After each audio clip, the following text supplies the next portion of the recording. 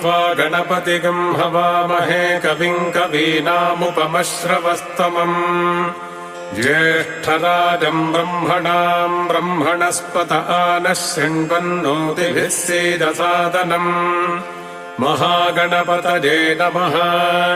प्रणो देवी सरस्वती वाजेभिर्वाजिनीवती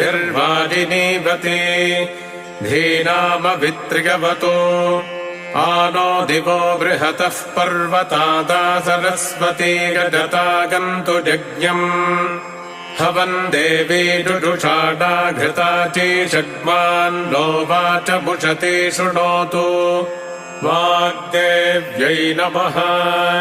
चरणम् पवित्रम् विततम् पुराणम् येन पूतस्तरति दुष्कृतानि तेन पवित्रेण शुद्धेन पूताः अतिपाप